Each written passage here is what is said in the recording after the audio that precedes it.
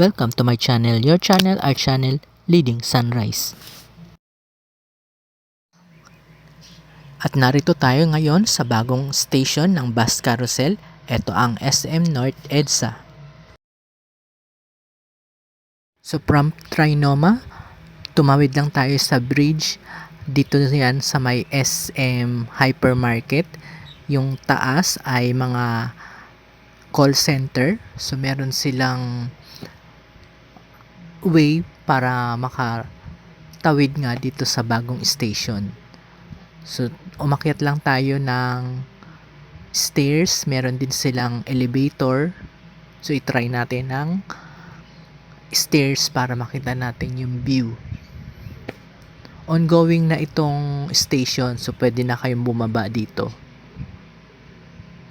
So ito yung sinasabi ko kaninang papuntang sa second floor ng mga call center dito sa tapat lang ng SM North. At eto naman yung mismong EDSA kung saan dumadaan yung bus carousel. At narito na tayo sa gitna ng bridge. Meron silang mga signage kung saan kayo pupunta. Since ang bus carousel ay nasa gitna ng EDSA, so meron siyang both side na papunta sa baba para kung kailangan yung tumawid ng EDSA. So meron din silang escalator dyan. At yung nasa gitna naman, yun ang way papuntang bus carousel.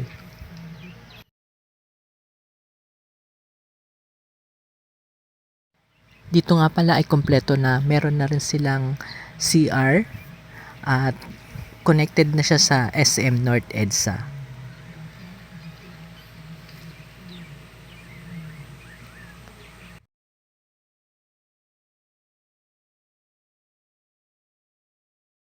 Ipapakita ko sa inyo yung mismong daanan ng bus carousel. Ayan, maayos naman at super liwanag niyan dito sa baba. Kahit sa taas din, pag akyat nyo, maliwanag na maliwanag.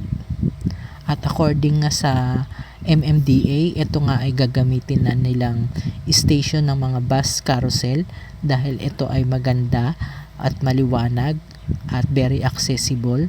So gagayahin daw nila sa mga iba pang mga station ng bus carousel.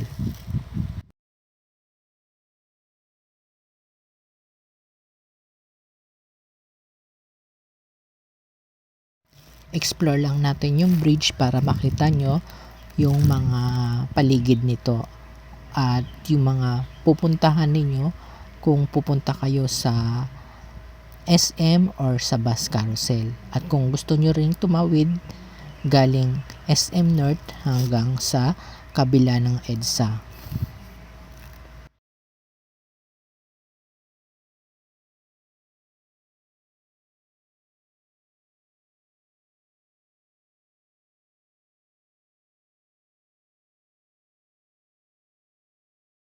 Ito na yung SM Annex, malapit lang siya dyan sa bridge. At ito naman yung mismong bus carousel.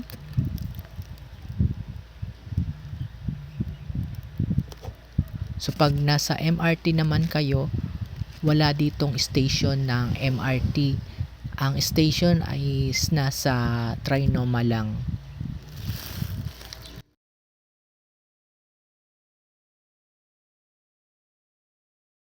So may nakita akong mapa dito. Pwede nyong gawing reference kung saan kayo pupunta para hindi kayo maliligaw. Dahil malaki na ang SM North EDSA, dumadami na ang establishment. Lalo na meron ng MRT7 na itinatayo.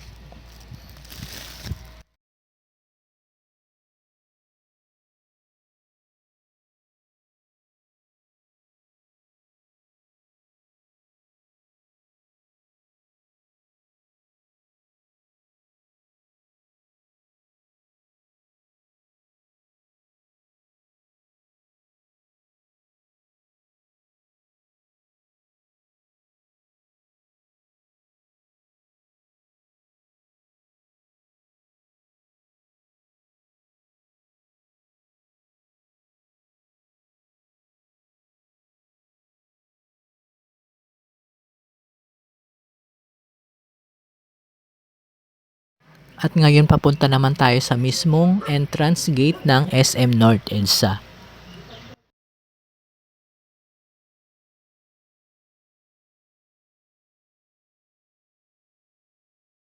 At eto na nga, nakita na natin yung bridge going or connecting sa SM North.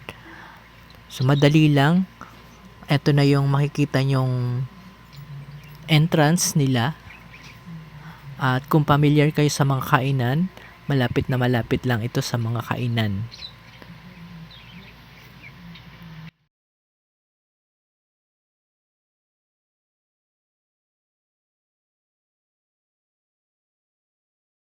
So ayun guys, napakabilis nating makarating ng SM North. Tumawid lang tayo sa bridge ng bus carousel going to SM North EDSA.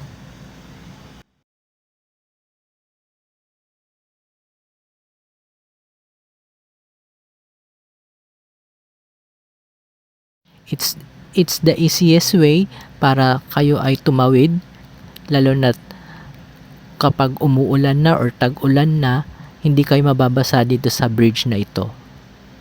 Kaya ngayon, window shopping muna tayo at hanggang sa muli, i-update ko uli kayo para sa mga bagong bridges na gagawin pa ng SM. Hanggang sa muli, bye for now guys!